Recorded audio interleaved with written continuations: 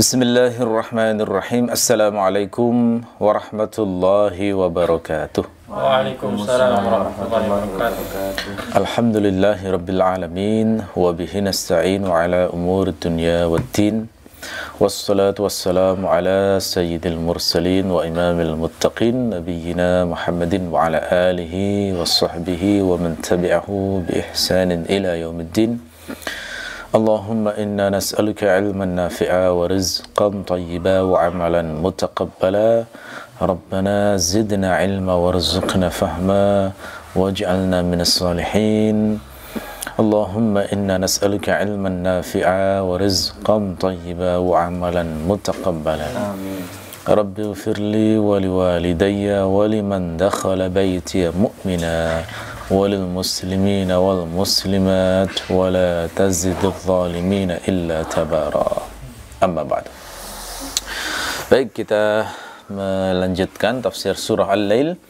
Pagi hari ini insyaallah yang kita bahas adalah surat Al-Lail ayat 5 hingga ke 7. Kita baca bersama-sama. A'udzu billahi minasy syaithanir rajim. A'udzu billahi minasy syaithanir rajim. Bismillahirrahmanirrahim. Bismillahirrahmanirrahim. Fa'amma man a'ta wattaqa Fa'amma man a'ta wattaqa wa saddaqa bil husna saddaqa bil husna fasanuyassiruhu lil yusra. fasanuyassiruhu lil yusra. Ya. Ayat ini adalah rincian dari ayat sebelumnya yang bersifat mujmal, yang bersifat global.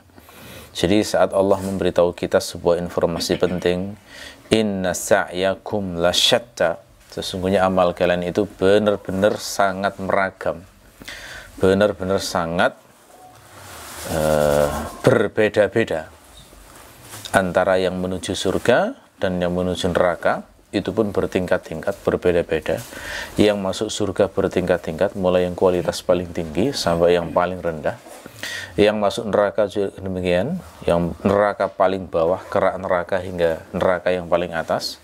Itu amalnya memang bermacam-macam, sangat meragam. Makanya diungkapkan dengan kata-kata inna sa'yakum lasyatta. Nah, setelah itu maka Allah memerinci rincian amal yang bermacam-macam itu apa saja. Nah, secara umum ini nanti rinciannya itu dibagi menjadi dua saja.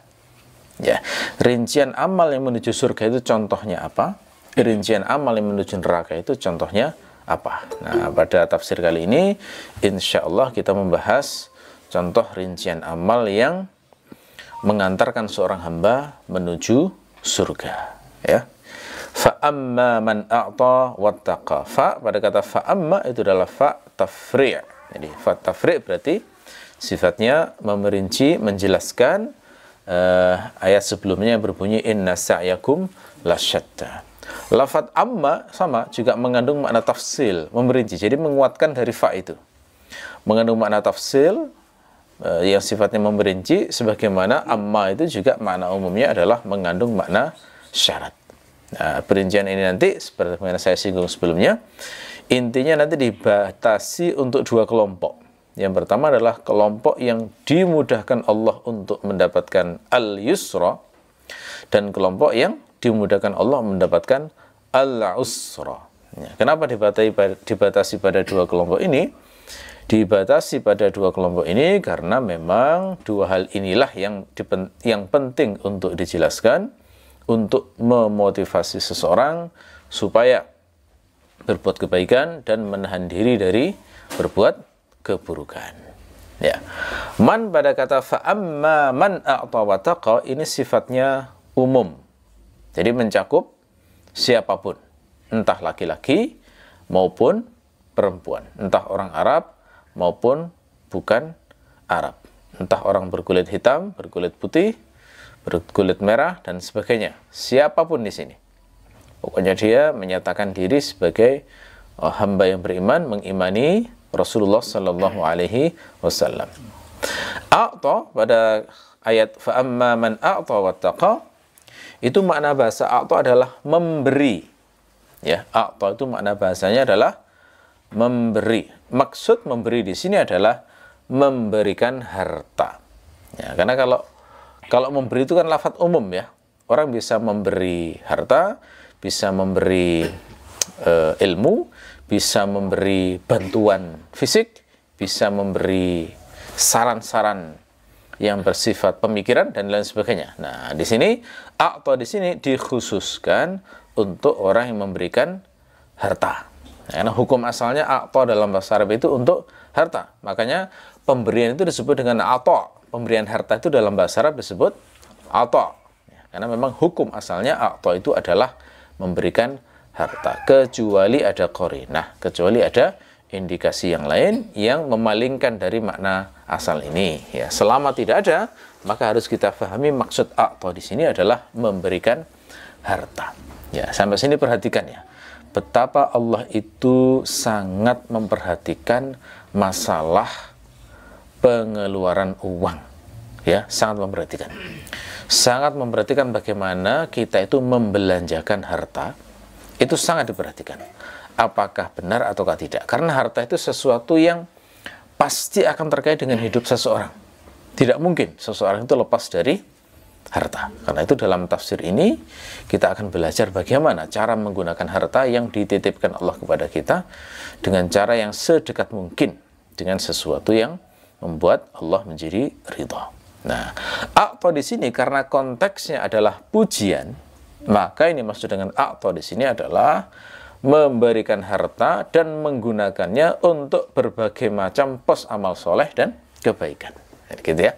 Jadi nggak semata-mata menggunakan harta, tetapi menggunakan harta untuk amal soleh, berbagai pos amal soleh. Nah, misalnya seperti Abu Bakar. Nanti akan saya terangkan ya bahwa ayat ini terkait dengan Abu Bakar sebenarnya. Abu Bakar di sini adalah contoh yang sangat bagus untuk diteladani bagaimana cara menggunakan harta dengan baik. Abu Bakar itu satu, menggunakan hartanya untuk menafkahi semua keluarga yang ditanggungnya. Abu Bakar itu sebelum masuk Islam itu sudah menikah lebih dari satu istri. Di antaranya adalah ibunya Asma dan juga ibunya Abu Bakar. Itu beda ibu itu. Aisyah, maaf, ibunya Aisyah. Nah, itu beda ibu. Nah, itu Abu Bakar menggunakan untuk menafkahi istri-istrinya, menafkahi anak-anaknya, termasuk menafkahi orang tuanya yang sudah tua renta, yang sudah tidak sanggup lagi bekerja. Ini contoh penggunaan pos harta Abu Bakar. Abu Bakar termasuk sahabat yang kaya. Sahabat yang kaya. Sehingga hartanya itu setelah digunakan untuk melaksanakan kewajiban, maka masih sisa, sehingga bila gunakan untuk pos-pos yang lain yang diridhoi oleh Allah. Yang kedua, Abu Bakar itu juga membantu nafkah kerabat yang miskin. Misalnya yang terkenal dalam sejarah adalah Abu Bakar punya kerabat miskin namanya Mistah. Ya, Mistah itu kerabat Abu Bakar yang miskin, yang kurang harta, sehingga ketika harta beliau berlebih, diantaranya beliau alokasikan untuk membantu nafkahnya Mistah itu.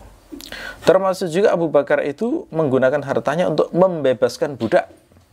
Nah, budak yang dibebaskan Abu Bakar yang terkenal adalah Bilal bin Rabah. Itu adalah atas jasa Abu Bakar, sehingga Bilal itu di saat disiksa itu dibebaskan, dibeli, kemudian dibebaskan menjadi seorang muslim yang merdeka. Abu Bakar juga menggunakan hartanya untuk bekal hijrah. Ya, saat berhijrah bersama Rasulullah, Abu Bakarlah yang menyediakan untuk beli unta, membayar upah, menunjuk jalan, yang itu nilainya puluhan juta itu. Ya, sama sekarang puluhan sampai ratusan juta totalnya. Ya, seperti itu contoh praktek a'ta dari Abu Bakar yang membuat Allah itu menjadi ridha. Nah, kalau kita bagaimana? Kita yang hartanya ini nggak mencapai level Abu Bakar ya. Nah, bagaimana a'ta kita ini supaya kita termasuk golongan ini, golongan yang dipuji oleh Allah dalam melakukan a'ta, memberikan harta. Ya, praktek untuk kita yang terutama sekali, yang pertama adalah untuk memenuhi kebutuhan makan. Ya, jadi orang harus peduli dengan kebutuhan makannya sendiri. Kenapa? Karena Allah itu, Rasulullah itu memerintahkan kalau punya harta itu, perintahnya dalam hadis Muslim itu diawali dengan ibda' binafsik, mulailah dengan dirimu sendiri. Karena kalau kita tidak mengasih makan tubuh, kita zalim terhadap tubuh kita sendiri. Jadi memang prinsipnya harus diamankan dulu kebutuhan makan kita. Ya, tetapi yang dimaksud di sini adalah kebutuhan makan secara makruf dan tidak berlebihan. Ya, jangan sampai orang itu pelit pada dirinya sendiri sampai kemudian kesehatannya menjadi rusak. Itu keliru. Kalau tubuh butuh nutrisi, maka wajib bagi kita ini untuk menyediakan nutrisi tersebut. Jangan zalim dengan tubuh sendiri kalau sudah dikasih rezeki oleh Allah. Lapar, maka wajib untuk memadamkan rasa lapar itu dengan harta yang diberikan Allah kepada kita. Tapi jangan berlebihan. Berlebihan itu bagaimana? Berlebihan itu adalah karena merasa punya harta, maka setiap keinginan makanan apapun dipenuhi. Nah, itu sudah berlebihan. Karena kan nafsu makan itu kan nggak ada habisnya itu. Tanda berlebihan adalah kalau hasil makanan kita itu sudah berdampak tidak baik pada tubuh. Itu sudah alarm itu dari sistem yang diajarkan oleh Allah, itu sudah apa yang dibuat Allah pada tubuh manusia itu sudah ngasih alarm alami itu. Orang itu makan gula itu halal, mubah. Gula juga terbagian dari nutrisi yang dibutuhkan oleh tubuh. Tapi ketika berlebihan, akhirnya kan jadi diabetes. Nah, itu alarm dari tubuh supaya mulai mengendalikan lagi terkait dengan makanan yang dimasukkan ke dalam tubuh. Orang makan sate itu ya halal saja, pakai uang sendiri halal juga. Tapi ketika berlebihan, maka Allah bisa ngasih darah tinggi, kolesterol dan lain sebagainya. Nah, itu ketika memasukkan makanan kepada tubuh secara berlebihan, itu sudah bukan lagi akto yang dipuji dalam ayat ini. Akto yang dipuji di sini dalam ayat ini adalah memenuhi hak tubuh sehingga tubuh menjadi kuat, bisa digunakan untuk menaati Allah Subhanahu wa taala. Gitu ya. Ya. Saya pernah menulis artikel ya tentang makan enak dihisap oleh Allah itu. Itu kalau lupa sesekali dibaca lagi, karena makanan itu ada yang tidak dihisap, ada yang dihisap oleh Allah. Kalau sekedar memedamkan rasa lapar, menguatkan tubuh, itu tidak dihisap oleh Allah. Tapi begitu sudah mencari yang enak, bukan sekedar memenuhi ini ya, maka itu ada hisapnya. Apakah haram hisap itu? Enggak, maksudnya hisap itu adalah digunakan syukur untuk apa? Berat itu sudah. Ya. Jadi kalau makan enak kemudian energi yang digunakan itu tidak digunakan untuk menaati, wah ini khawatirnya didamprat nanti di akhirat. Ya, makanannya tetap halal, tapi hisapnya ini membuat kita harus waspada. Ya, ciri yang lain dari makan kalau sudah berlebihan adalah justru jika makan itu membuat malas, membuat lesu, membuat gampang tidur, tidak bersemangat untuk menyembah Allah. Ini artinya berarti makanan yang kita masukkan ke dalam tubuh itu sudah mulai berlebihan.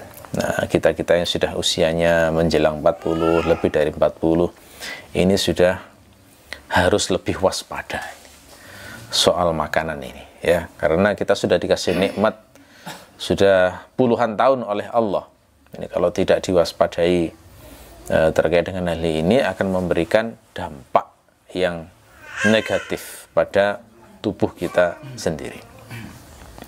Kemudian yang kedua di antara akto yang syar'i adalah menggunakan harta itu untuk memenuhi kebutuhan pakaian.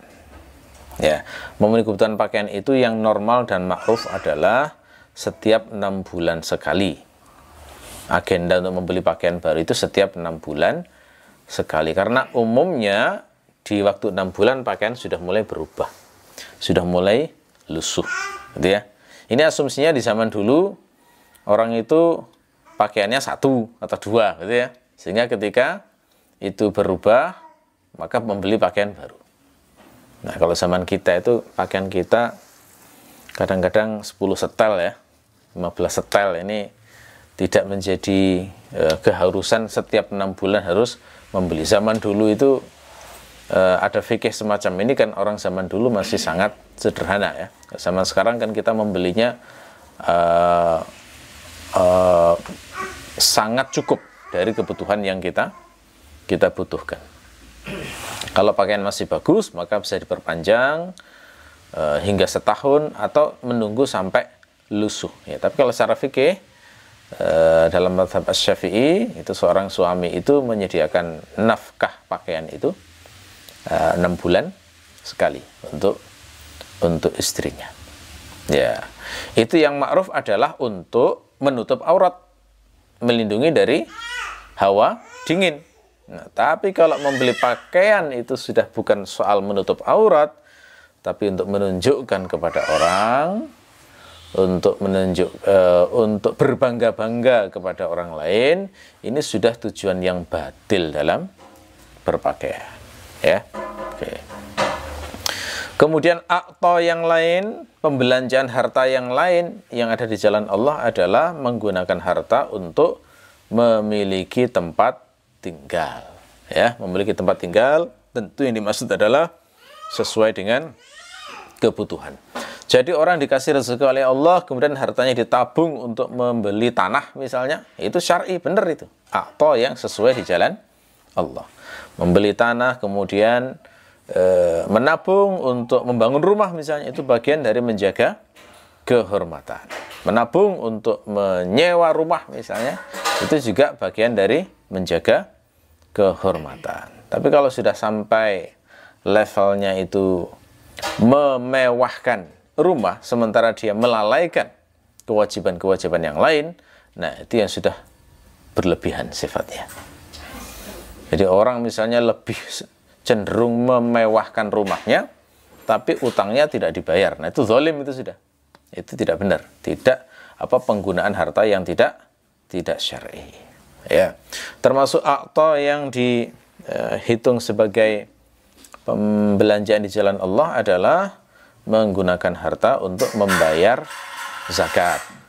Ya, jadi baru-baru ini saya menulis beberapa fikih tentang zakat, terutama zakat uang yang barangkali paling banyak dibutuhkan di zaman sekarang ya. Jadi zakat uang sekarang itu nisabnya yang harus selalu kita ingat ya. Kalau uang itu harus senilai 85 gram emas. Nah, jadi harus dihitung kira-kira sekarang harga 1 gram emas itu berapa juta. Kalau misalnya kita asumsikan 1 gram emas harganya 1,4 juta misalnya ya, maka 85 gram emas itu kira-kira setara 120-an juta lah, kira-kira seperti itu. Bagi yang tabungan yang sudah mencapai nilai itu, maka sudah mencapai nisab, wajib dihitung 1 haul ya, 1 tahun. Misalnya punya tabungan mencapai 1 nisab, mencapai 120 juta di bulan Jumada al-Akhirah, 1 Jumada al-Akhirah misalnya, maka wajib saat itu dihitung 1 tahun sampai 1 Jumada al-Akhirah tahun berikutnya. Begitu sudah 1 tahun, maka wajib membayar zakat saat itu juga, dan diberi waktu yang memanjang sampai setahun ke depan. Ya, kalau sampai melebihi 1 tahun itu dianggap melalaikan membayar zakat dan dihitung sebagai dosa besar. Ya, tidak diperbolehkan. Jadi hukum asalnya membayar zakat itu alal faur, secepat-cepatnya, tidak boleh ditunda-tunda. Secepat-cepatnya, tapi dalam jangka waktu 1 tahun ke depan. Ya, tetap ada kelonggaran. Itu idealnya adalah dibayar sekaligus ya, tetapi kalau misalnya diangsur, nah ini tidak masalah juga, walaupun ada ikhtilaf dengan para ulama ya. Saya sempat mendapatkan pertanyaan waktu menyampaikan kajian di Masjid Borobudur itu, seorang ibu bertanya, bagaimana Ustadz kalau misalnya kita membayar zakat tapi diangsur, misalnya uangnya besar ya, 1 miliar misalnya, itu 2,5% itu kan 25 juta ya. Kadang orang mau mengeluarkan 25 juta itu langsung, waduh, kok banyak ya, itu ya, kadang-kadang begitu.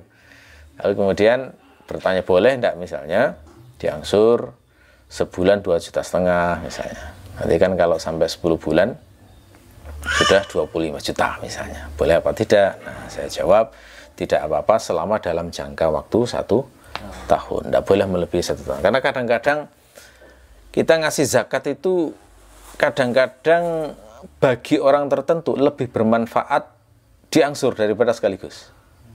Ada orang-orang yang kalau dikasih harta langsung banyak itu langsung bingung ya, karena nggak pernah megang uang banyak. Jadi langsung pikirannya itu belanja-belanja yang nggak ada pentingnya itu, karena nggak terlatih pikirannya untuk mengelola, memanajemen harta dengan baik. Jadi malah beli-beli hal-hal yang nggak penting begitu ya. Nah, makanya kadang-kadang ada orang-orang tertentu yang justru malah bermanfaat dikasih harta per bulan. Misalnya dia miskin, belum punya rumah, dia masih kos setiap bulan misalnya, dan kosnya itu tiap bulan 2,5 juta misalnya.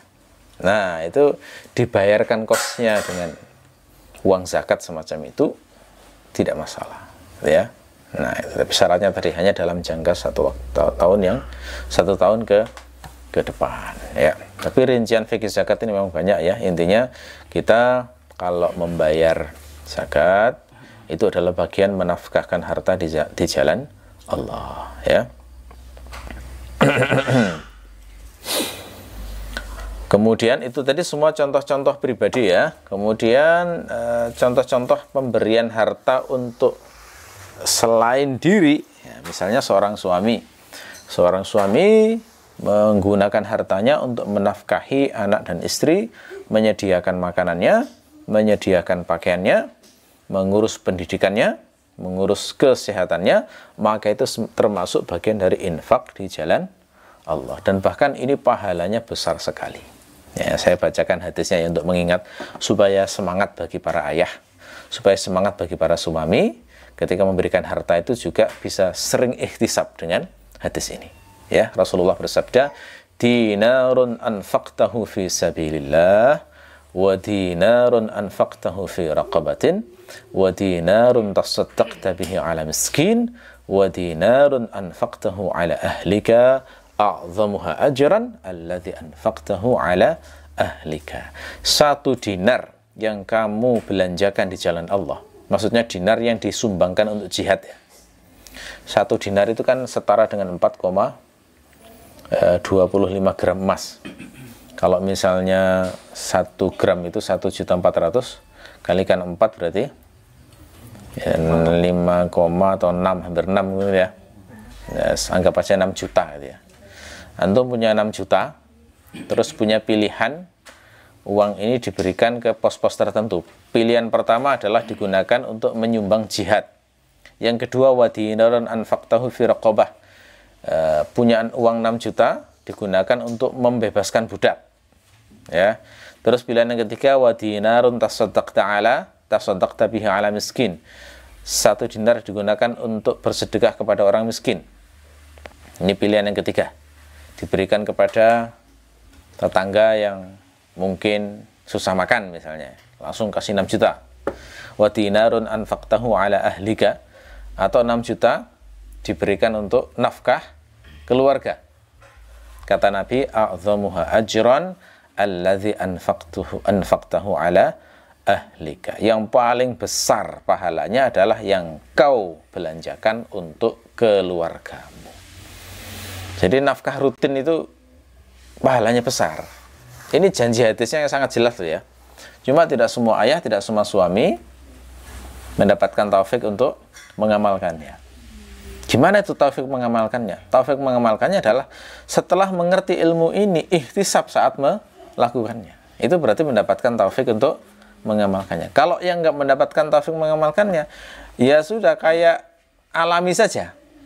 Nah, kebanyakan kalau alami itu kan nggak hanya orang Islam ya. Orang kafir pun itu ya ngasih belanja juga. Apakah dapat pahala? Enggak. Yang dapat pahalanya adalah jika mengetahui ilmunya kemudian berihtisab. Begitu menyerahkan uang kepada istri misalnya, di hati itu diingat hadis ini, ya Allah, saya membenarkan ucapan Rasulmu, saya berharap pahala darimu, yang dikabarkan oleh Rasulmu bahwa infak ini pahalanya paling besar dibandingkan dengan pahala infak di jalan Allah, infak untuk membebaskan budak, atau bersedekah kepada orang miskin. Itu namanya ihtisab. Jadi yang ketahui ilmunya terus berharap pahala dari Allah, ganjaran dari Allah. Itu namanya ihtisab. Orang-orang yang semacam inilah yang nanti baru insya Allah mendapatkan janji dalam ayat ini. Tapi kalau nggak ada ihtisab, nggak bisa mendapatkan, tidak bisa berharap mendapatkan janji tersebut. Ya, jadi ahlun itu mencakup keluarga, terutama sekali istri, kemudian anak, lalu kemudian kalau sudah beres semuanya maka ayah ibu, lalu kemudian saudara. Itu yang keluarga inti itu ya, yang paling utama itu. Ini bisa masuk definisi ahlun semuanya. Jadi kalau memang sudah beres anak dan istri, jangan pelit-pelit ngasih orang tua sendiri. Dan kalau misalnya para istri ini memiliki suami yang seperti itu kebiasaannya, setelah memberesi nafkah anak istrinya kemudian mengagendakan untuk orang tuanya, jangan nyinyir, jangan buat status untuk mengeluhkan suaminya. Kan kadang-kadang wanita jahil kayak begitu ya, mengeluhkan suami yang mengalokasikan hartanya untuk orang tua. Loh, ini infak di jalan Allah kok malah dikeluhkan, itu gimana? Apa mau suaminya kan neraka gitu ya? Nah, kan tidak demikian kalau wanita yang mengerti, malah mendukung. Ya, malah mendukung. Oke. Termasuk juga infak di jalan Allah adalah menggunakan harta untuk mengurusi hewan piaraan. Jadi misalnya punya hewan piaraan, entah itu di ternak atau untuk kesenangan, maka hukumnya wajib menafkahi, memberi makan dari hewan piaraan tersebut. Ya, menggunakan harta untuk melaksanakan haji dan umroh, itu juga bagian dari infak di jalan Allah, karena memang perintah Allah mengunjungi Ka'bah.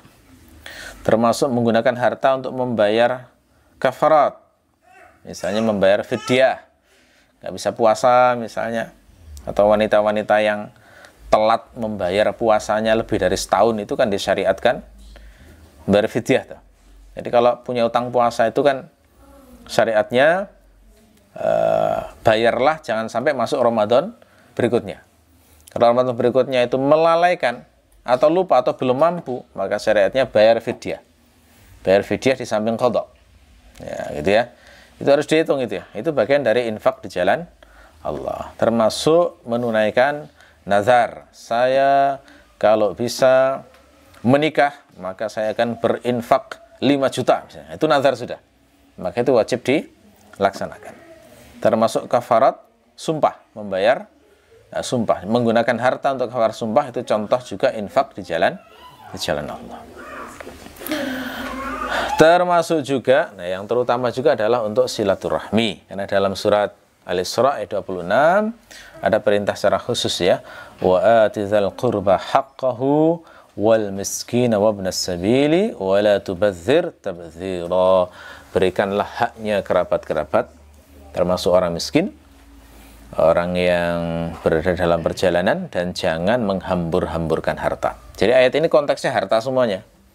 Jangan menghambur-hamburkan harta, itu kan tidak boleh tabdzir ya. Terus di sini Allah memerintahkan untuk memberikan haknya orang miskin dan ibnu sabil. Haknya apa? Kan bukan hak dikunjungi itu orang miskin. Hak dikasih harta. Nah, di awal diutamakan wa atizal qurba haqqahu, berikanlah hak kerabat haknya. Ini menunjukkan kerabat itu punya hak harta. Jadi kalau uang kita sudah berlebih, maka yang harus dipikirkan berikutnya adalah silaturahmi, yakni memberikan harta kita kepada kerabat yang membutuhkan. Ya, tadi sudah saya sampaikan saat nafkah untuk keluarga itu, pertama perhatikan betul orang tua. Ini saya ingin katakan ya, perhatikan betul orang tua. Orang tua apalagi yang sudah lemah, sudah nggak bisa bekerja sama kayak di masa muda dulu, itu harus diperhatikan betul kebutuhannya. Jangan sampai orang tua ini berhutang. Ya, sedapat mungkin jangan sampai orang tua ini berhutang, semampu kita. Ya. Nah, kalau memang beres, maka saudara kandung diperhatikan. Adakah yang kekurangan? Dibantu. Ya, semaksimal mungkin. Saudara sekandung, saudara seayah, keponakan-keponakan. Lalu meluas ke paman-paman dan bibi-bibi. Meluas ke sepupu-sepupu. Perhatikan siapa yang kerabat yang punya utang karena hak. Ini saya kasih garis bawahi karena haknya ya. Karena kerabat punya utang itu ada dua macam. Ada kerabat yang punya utang karena sebab hak, ada yang punya utang karena sebab batil. Ya. Contoh kerabat yang punya utang karena sebab hak adalah utang untuk makan. Ya. Ada orang yang karena tidak punya penghasilan tetap, lalu butuh makan, butuh beras, dia terpaksa akhirnya utang ke tetangga, utang ke warung sebelah misalnya. Itu kan contoh yang punya utang karena kebutuhan makan setiap hari. Ini yang sebabnya hak. Termasuk misalnya utang untuk kesehatan. Ya, itu juga termasuk sebab yang hak. Atau utang untuk pendidikan, bayar SPP anak dan sebagainya, itu juga sebab yang sifatnya hak. Ya, tapi ada juga yang sebabnya batil. Sebabnya batil ini kebanyakan dilakukan oleh ibu-ibu yang salah pergaulan. Nah, gimana itu?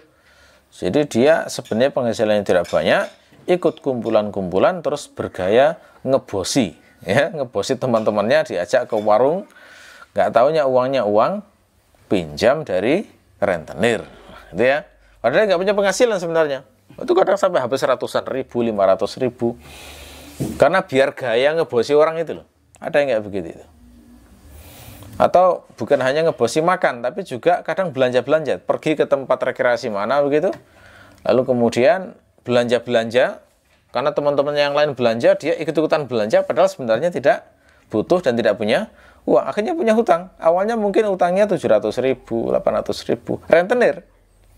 Tapi karena gak bisa bayar, dia pinjam lagi rentenir yang lain untuk membayar rentenir yang ini.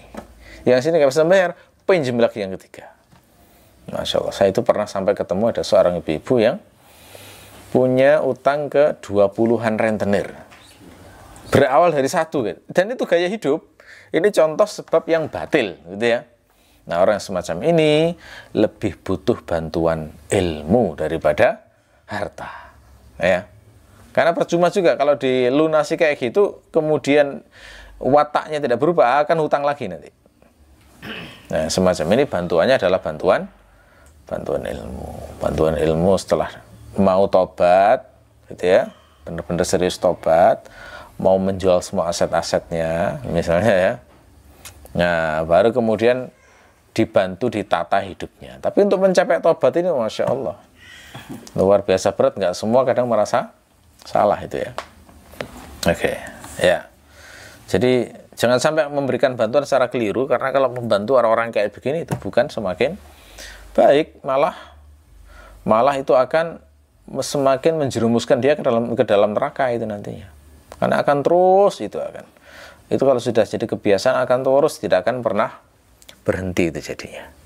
Dan biasanya bantu kayak begitu itu, kalau kita menyetop bantuan, maka kita dianggap menzalimi. Dianggap melalaikan kewajiban. Semacam itu ya. Itu zalimnya semacam itu ya. Oke. Nah, kalau sudah membantu kayak gitu tuh harta masih berlebih juga. Misalnya antum diluaskan hartanya, nggak tahu ya dengan sebab yang bagaimana, maka bisa digunakan untuk banyak hal yang sifatnya ma'ruf. Misalnya yang sering jadi cita-cita umum para anak zaman sekarang adalah kalau punya harta pengen menghajikan orang tuanya, pengen mengumrohkan orang tuanya. Itu niat yang bagus. Ya, yang penting niatnya adalah karena Allah, bukan karena ingin dapat pujian orang tuanya, bukan karena ingin dicerita-ceritakan oleh orang tuanya. Ma'ruf saja itu. Mencari saudara yang masih butuh pendidikan, misalnya ya, lalu kemudian memberinya beasiswa, misalnya, ya bagus-bagus saja. Ya, cuma ya ada juga ceritanya nggak enak kasus semacam ini ya. Ngasih beasiswa anak mulai usia kelas 5 SD, dikasih beasiswa sekolahnya sampai SMA, ya. Lalu begitu sudah waktunya kuliah, diserahkan kembali pada orang tuanya, marah-marah orang tuanya. Loh, kok cuma sampai SMA? Jadi sudah dianggap kewajiban itu. Kenapa nggak sampai kuliah? Nah, gitu ya. Karena kemudian sudah diserahkan ke orang tuanya, akhirnya anaknya nggak bisa kuliah, hidupnya semakin memburuk, akhirnya di mana-mana disalahkan itu. Gak tanggung jawab orang ini, gitu ya. Padahal bantuan itu ya, bukan tanggung jawab. Jadi malah dijadikan celaan. Ada itu orang yang semacam itu, Masya Allah, Alhamdulillah. Gitu. punya harta yang lebih, nyari keluarga yang anaknya mungkin ada potensi sebagai ulama. Jadi ya, ada yang potensi sebagai ulama, jadi pelita umat, maka didukung penuh, dikasih bantuan full finansial supaya mendapatkan amal jariah kalau anak ini benar-benar menjadi seorang ulama. Karena langka loh itu ya. Menemukan anak yang potensi jadi ulama itu langka. Cirinya apa? Cirinya biasanya dia senang sekali dengan ilmu-ilmu agama, semangat sekali dengan ilmu-ilmu agama, semangat banget belajar bahasa Arab, menghafal Quran. Nah, ini sudah ciri-ciri ulama. Kalau ketemu kerabatnya kayak gitu, kita punya harta lebih, ya sangat indah sekali jika harta kita dinafkahkan untuk membantunya. Mencari kabar berita sanak kerabat yang sakit, ya sama sekarang tapi ada BPJS ya. Ada misalnya nggak ngerti BPJS, ya, dibantu nguruskan misalnya. Atau misalnya sakitnya tidak ditanggung oleh BPJS, maka dibantu dari sebagian dari harta kita misalnya ya. Mencari tahu kerabat yang masih ada hubungan darah tapi diuji dengan sejumlah cacat tubuh, ya ada yang semacam itu ya. Atau misalnya dibuat akalnya tidak normal, ada penyakit mental, safahah, lalu kemudian dijamin nafkahnya. Itu juga bagian dari infak di jalan Allah. Mewawancarai kerabat-kerabat yang kira-kira masih punya tanggungan bayar kafarat, yang belum menunaikan nazarnya, atau semua utang kepada Allah lah intinya. Nah, dibantu untuk menunaikan ya. Memastikan tidak ada yang kelaparan di kalangan tetangga misalnya, terutama dalam jarak radius 40 rumah kalau menurut fikih itu ya. 40 rumah ke depan, 40 rumah ke belakang, 40 rumah ke samping, kanan dan kiri. Jadi kalau dihitung itu sebenarnya definisi tetangga itu 40 kali 4, 160 rumah. Itu yang dihisap sebenarnya di situ ya. Nah, ini Masya Allah melaksanakan syarat ini saja itu perjuangannya luar biasa ya. Ya. Nah, karena harus diawali dan mengenal dulu. Ya. Kalau tinggal di hutan bagaimana? Oh ya, nggak ada tetangganya berarti ya. Oke. Oke. Membantu korban bencana alam, orang fakir, terlantar dan lain sebagainya. Cuma di zaman sekarang ada yang unik ya. Orang sekarang itu karena ada banyak orang yang mungkin gampang menyumbang, gampang ini, malah dipakai cara itu untuk menipu ya. Seringkali itu terjadi kayak begitu. Open donasi misalnya. Open donasi tapi digunakan untuk dirinya sendiri, itu banyak sekali terjadi kasus kayak begitu. Mengatasnamakan masjid misalnya. Tapi rekeningnya rekening pribadi, dia tidak dikenal sebagai panitia atau takmir atau apa. Nah, lalu kemudian diketahui bahwa ini digunakan untuk urusan pribadi. Makanya harus bijaksana ya. Infak di jalan Allah itu bukan hanya ngerti fikihnya pos untuk apa, tapi juga harus bijaksana menggunakan harta itu di pos yang tepat. Kalau misalnya sudah berusaha terus masih ketipu juga bagaimana? Kalau sudah berusaha masih ketipu juga ya tetap berpahala insya Allah. Nah, cuma muslim itu jangan sampai jatuh ke lubang 2 kali ya. Oke, ya jadi ini contoh-contoh penggunaan harta yang yang sifatnya hak. Yang ingin saya tekankan ya, saat memberikan harta itu tadi semua, itu sekali-kali niatnya jangan agar namanya harum, jangan supaya dikenang orang sebagai orang yang baik, tapi harus benar-benar niatnya karena Allah, supaya Allah mengampuni dosa kita, supaya Allah tidak marah di hari pertemuan kita dengan Allah, supaya Allah mengizinkan kita memandang keindahan wajahnya ya, bukan berharap dibalas oleh manusia yang kita baiki ya. Oke, jadi niatkan seperti ini jika Allah meluaskan harta kita ya. Karena kita nggak tahu harta kita hari ini dengan harta kita 5 tahun ke depan itu sama apa enggak, kita nggak tahu. Seandainya Allah meluaskan harta kita, maka gunakan harta untuk pos-pos yang saya contohkan itu tadi. Ya, diawali dari diri dulu kita, orang yang terdekat kita, sampai sejauh-jauhnya semampu kita di kalangan orang-orang yang dekat dengan kita. Seorang lelaki pernah minta fatwa kepada Imam Ahmad bin Hambal. Dia merasa sudah bercukupan hartanya. Lalu kemudian dia merasa sudah nggak butuh harta lagi. Terus lelaki ini bertanya, apakah saya masih perlu bisnis, perlu bekerja lagi untuk menambah harta? Gitu lah. Jadi kadang-kadang orang merasa hartanya cukup, tapi dia bertanya apakah masih perlu nambah harta lagi? Jawaban Imam Ahmad adalah iya, tetaplah berbisnis di pasar, karena dengan begitu kamu akan bisa melaksanakan silaturahmi, memakai hartamu dan memberikan manfaat kepada orang lain. Nah, ada dalam kitab Al-Wara' ya, seorang laki-laki bertanya pada Abu Abdillah, inni fi kifayatin, saya sudah cukup gitu ya. Terus gimana, apa yang saya lakukan setelah ini? Mungkin dia dapat warisan atau bisnisnya sudah sangat besar sehingga tabungannya banyak misalnya ya. Kata Imam Ahmad bin Hamzah, kata Imam Ahmad bin Hambal, ilzam as-suq, tetap teruslah ke pasar. Maksudnya berbisnislah terus gitu ya. Kalau sekarang teruslah pantengin Shopee misalnya. Misalnya. Pasarnya sekarang kan Shopee ya. Zaman dulu kan kalau zaman dulu itu ya pasar tradisional itu. Zaman sekarang ya apapun ya, jual beli dimanapun gitu ya. Ya, ini tanda bahwa ucapan kita direkam oleh Google ya. Langsung dikasih notifikasi ya. Tasulu bihir rahima wa ta'udu bihi. Karena dengan begitu kamu bisa menyambung silaturahmi dan memberikan manfaat kepada orang lain. Itu ya. Jadi Allah itu suka dengan orang yang ini dengan orang yang suka bekerja. Ini menunjukkan bahwa menambah harta itu, aktivitas menambah harta itu ada motivasi yang baik gitu ya. Motivasi buruk menambah harta adalah ditumpuk sebanyak-banyaknya untuk bersenang-senang seluas-luasnya. Itu motivasi yang sangat buruk. Untuk dipamerkan ke banyak orang, untuk menunjukkan dirinya sukses, itu motivasi yang sangat buruk dalam menambah harta. Tapi kalau motivasinya seperti yang diajarkan Imam Ahmad ini, apa? Silaturahmi dan memberikan manfaat kepada orang lain, ini seindah-indah motivasi menambah harta, gitu ya. Oke, jadi kita tidak tahu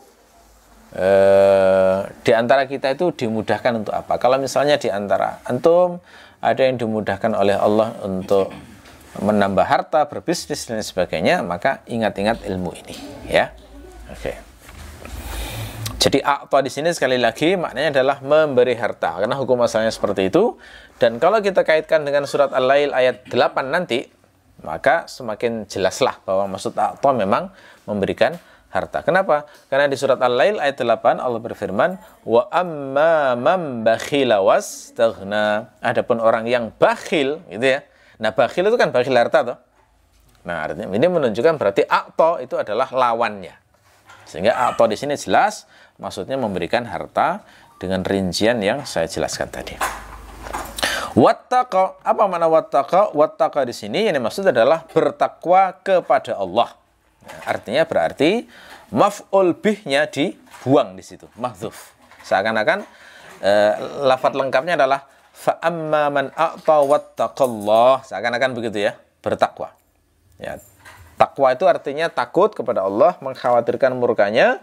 Nah, cara bertakwa adalah dengan menjauhi semua yang dilarang oleh Allah. Karena Allah itu murka kalau larangannya dilanggar, dan Allah itu juga murka jika perintahnya tidak dilaksanakan. Makanya biasanya khotib-khotib di atas mimbar itu mengingatkan takwa itu intinya dengan melaksanakan semua perintah Allah dan menjauhi semua larangan Allah. Wa saddaqa bil husna. Saddaqa bermakna membenarkan. Gandengannya bi ya. Saddaqa bi itu maknanya membenarkan. Al husna itu adalah sifat. Al husna itu muannas dari ahsan. Ahsan itu maknanya yang terbaik. Ya, ini sama seperti kata asghar yang paling kecil kalau dimuannaskan jadi sughra. Ya. Akbar, akbaru kalau dimuannaskan menjadi kubro. Jadi wazan fu'la sama ahsanu yang terbaik itu dimuannaskan menjadi husna. Nah, wasaddaqa bil husna ini berarti membenarkan sesuatu yang paling baik, sesuatu yang paling indah. Nah, apa itu yang paling baik di sini? Nah, yang dimaksud di sini adalah masubah ganjaran atau janji-janji Allah. Artinya membenarkan semua janji Allah ketika orang beramal untuk memberikan hartanya di jalan Allah. Kayak tadi kan saya sampaikan hadis Nabi ya, kalau memberikan nafkah kepada keluarga itu pahalanya terbesar. Ketika kita membenarkan pahala yang disampaikan Nabi itu, maka kita disebut dengan wasaddaqa bil husna. Karena pada hakikatnya kenapa kok disebut husna, terbaik? Karena balasan yang terbaik adalah ketika balasan itu kekal, tidak pernah hilang. Dan itu adalah balasan di akhirat. Maka yang disebut balasan di akhirat itu disebut dengan al-husna. Balasan itu bisa di dunia, bisa di akhirat. Orang beramal soleh itu bisa dibalas di dunia, bisa dibalas di akhirat, atau dua-duanya. Ya, tetapi kalau dibandingkan, balasan akhirat jauh lebih baik daripada di dunia. Kenapa? Karena balasan dunia itu pasti akan hilang juga. Misalnya orang berbakti pada orang tua, kemudian sama Allah dibalas dengan dikasih istri yang cantik, atau istri yang solehah, atau suami yang tampan, atau suami yang baik misalnya. Ya, nah, apakah balasan itu baik? Baik, tetapi masih lebih baik di akhirat. Kenapa? Karena walaupun orang punya istri cantik, ada saatnya jelek, akan menjadi tua, jadi keriput. Kan sementara tuh berarti. Suami yang baik ada saatnya dia akan ringkih, sakit-sakitan, butuh perawatan, ya kan? Ada saatnya akan hilang, mungkin diambil Allah dulu, diwafatkan dulu. Jadi semua balasan duniawi itu sifatnya sementara, yang akan meninggalkan kesedihan biasanya. Makanya nggak ada balasan duniawi yang baik. Yang maksudnya balasan duniawi yang kekal itu nggak ada. Makanya nggak disebut sebagai yang terbaik balasan di dunia itu. Yang terbaik adalah balasan di akhirat setelah mati itu. Ya. Fasanu yassiruhu lil yusra. Ya. Maka barang siapa yang berbuat baik kayak tadi ya. Jadi dua hal yang dilakukan. Apa itu? Satu, memberikan harta di jalan Allah.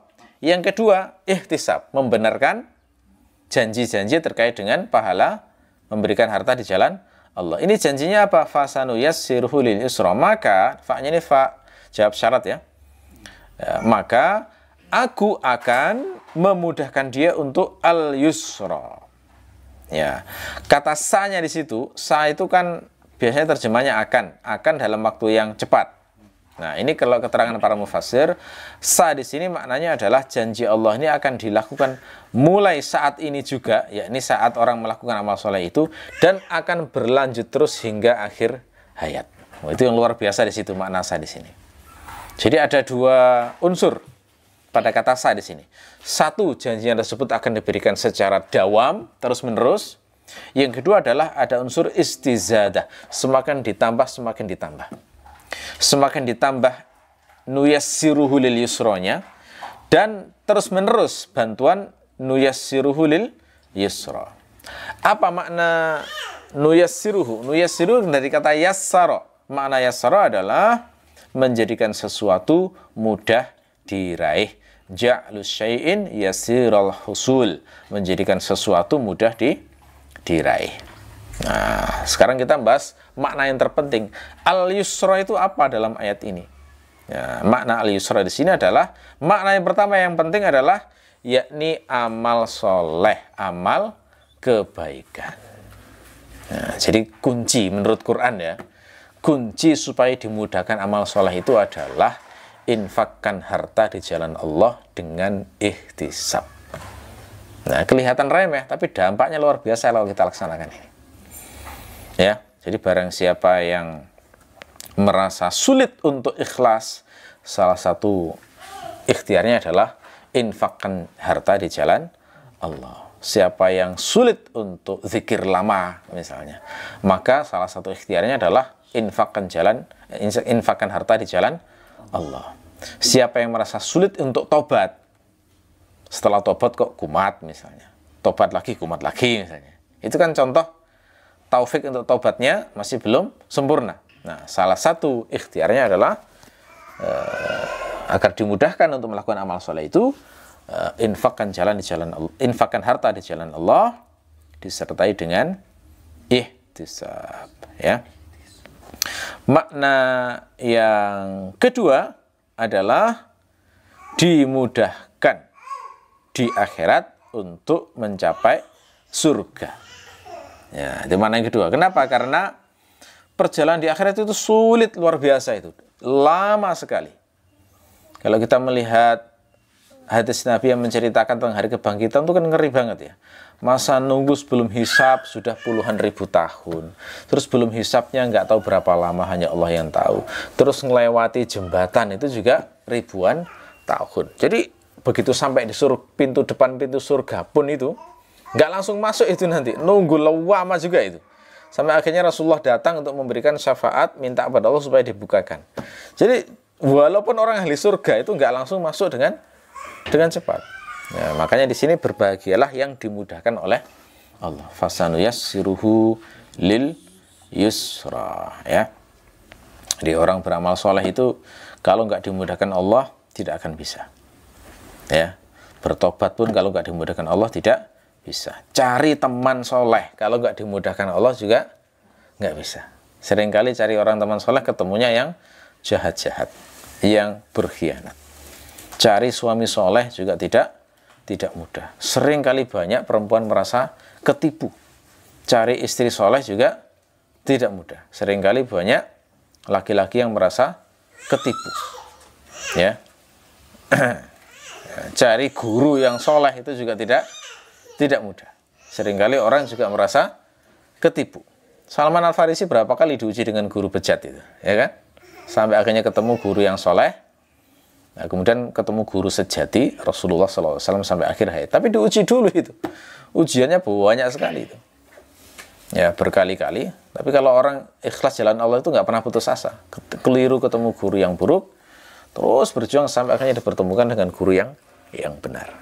Ya.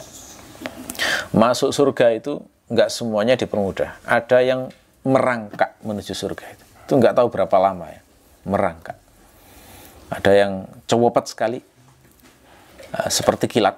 Dan Abu Bakar insya Allah termasuk yang masuk surga dengan kilat itu. Karena beliau itu kalau melaksanakan perintah Allah secepat kilat. Selalu mendahului mukmin yang lainnya. Nah, siapa yang suka menunda-nunda amal soleh, nah begitulah. Ditunda-tunda masuk surga. Selambat apa kita melaksanakan perintah Allah, maka selambat itu pula lah kita dalam memasuki surga, gitu ya. Jadi itu ringkasan utama dari tafsir pagi ini. Jadi kemarin di awal sudah saya sampaikan ayat ini yang paling memenuhi deskripsi ini di masa lalu adalah Abu Bakar As-Siddiq, karena beliau adalah hamba Allah yang luar biasa dalam menafkahkan hartanya di jalan Allah sampai dijadikan contoh dalam banyak kitab, ya. Tercatat ada 6 orang mukmin yang disiksa orang kafir di jalan Allah saat mereka menjadi budak, kemudian dibebaskan oleh Abu Bakar. Yang pertama adalah Bilal bin Rabah, yang sudah saya ceritakan tadi. Yang kedua adalah Amir bin Fuhairah. Ini juga budak juga, yang wafatnya itu saat ditusuk orang kafir itu dari lukanya keluar sinar. Kemudian jasadnya hilang. Sehingga diduga oleh para sahabat dibawa oleh malaikat, gitu ya. Sehingga nggak ditemukan lagi. Ini Amir bin Fuhairah. Ini juga dibebaskan oleh Abu Bakar. Ada namanya Ummu Ubais atau Ummu Abbas. Ini juga seorang wanita budak dibebaskan Abu Bakar. Ada Zinnirah. Nah, Zinnirah ini adalah budak yang saat dibebaskan Abu Bakar kemudian buta. Menjadi buta. Setelah buta kemudian orang-orang Quraisy mengatakan, wah ini dibutakan oleh Al-Lata dan Al-Uzza ini. Lalu kemudian Zinnirah mengatakan dusta mereka. Ya. Al-Lata dan Al-Uzza itu nggak bisa apa-apa. Lalu akhirnya Allah menyembuhkan butanya sehingga menjadi bisa melihat kembali. Karena kadang-kadang orang kafir itu gitu ya, menjadikan hal-hal nggak ada hubungan di hubung-hubungan. Wah ini kualat itu gitu ya, padahal nggak ada hubungannya. Terus termasuk juga An-Nahdiyah dan putrinya ini dibebaskan oleh Abu Bakar. Termasuk juga budak wanita Bani Mu'ammil. Nah ini semuanya adalah orang-orang yang dibebaskan Abu Bakar, statusnya sebagai budak, kemudian dimerdekakan. Dan itu sudah ratusan miliaran, kira-kira kalau zaman sekarang, harta yang digunakan Abu Bakar untuk membebaskan budak-budak ini. Dan bukti bahwa Abu Bakar melakukan pembebasan budak ini di jalan Allah adalah karena justru yang dibebaskan itu orang-orang lemah, bukan budak-budak yang kuat. Dan ini sempat dikritik oleh ayahnya. Abu Quhafah itu. Abu Quhafah pernah ngomong ke Abu Bakar, innaka tu'tiqu riqaban di'afan falau annaka a'taqta rijalan juldan yamna'unaka. Kamu itu kok membebaskan budak-budak lemah toh? Kenapa sih kamu tidak membebaskan budak-budak kuat yang nanti bisa menjadi pelindungmu? Apa kayak sekarang itu kayak bodyguardmu gitu ya. Kenapa kamu kok tidak membebaskan budak-budak yang kuat?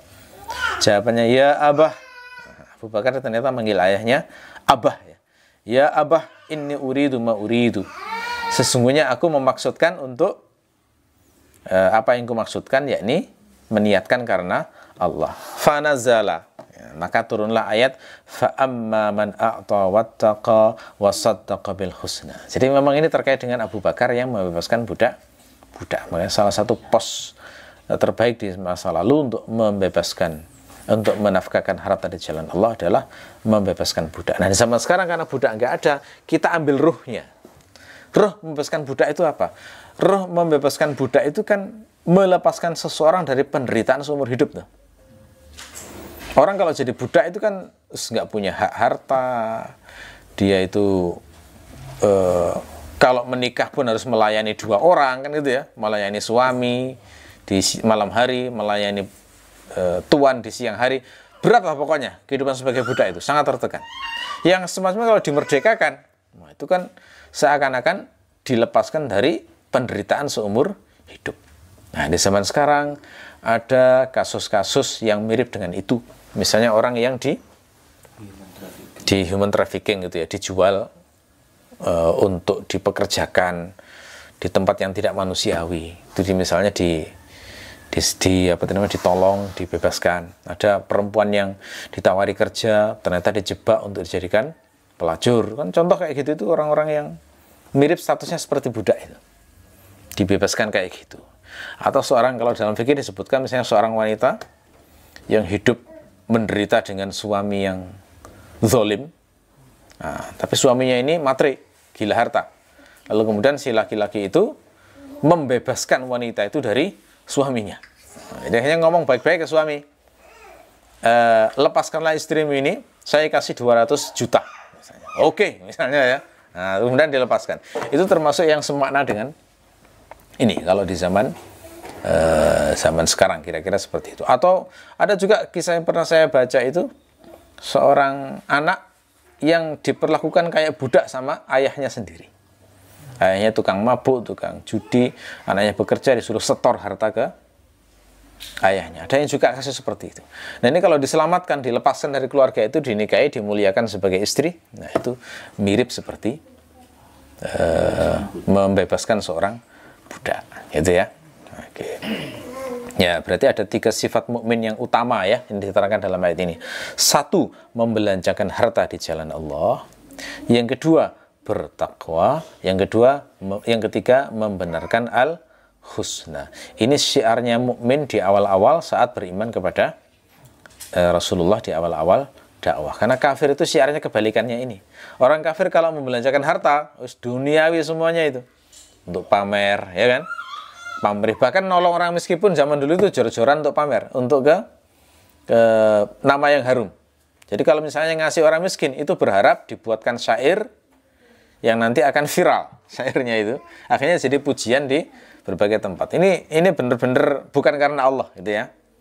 Mereka suka menyelenggarakan party-party, ya, pesta-pesta yang disediakan homer-homer itu, dihadiri oleh tokoh-tokoh besar. Nah, kayak gitu mereka cara membelanjakan harta yang diberikan Allah kepada mereka. Beli pakaian yang mewah-mewah untuk membedakan diri dengan orang-orang yang miskin, ya. Dan mereka tidak pernah bertakwa kepada Allah. Yang mereka takutkan, mereka justru bertakwa kepada omongan orang. Takwanya kepada omongan orang. Ya, jadi kayak sama sekarang ketika orang tuh bilang, oh gak enak nanti gimana omongan orang. Nah, itu sebenarnya bertakwa kepada omongan orang, bukan bertakwa kepada Allah. Itu sifat orang jahiliyah di zaman dulu itu. Nggak mau ada aib karena omongan orang. Sifatnya orang yang jahiliyah itu kayak gitu di masa lalu. Tidak bertakwa kepada Allah, bertakwanya kepada omongan orang. Bagi mereka omongan orang itu lebih mengerikan daripada segala aib apapun. Ya, apalagi kalau sampai terkenal di seluruh kabilah, gitu ya. Dan mereka nggak pernah saddaqa bil husna. Kenapa? Karena mereka mengingkari akhirat. Makanya kalau berdoa pada Allah yang diharapkan dikabulkan di dunia, tapi nggak pernah mengharapkan balasan di akhirat atau takut dengan balasan di akhirat. Ya. Baik. Saya kira itu aja untuk kajian pagi hari ini. Mudah-mudahan bermanfaat. Kita akhiri. Subhanakallahumma wa bihamdika asyhadu an la ilaha illa anta astaghfiruka wa atubu ilaik. Wassalamualaikum warahmatullahi wabarakatuh.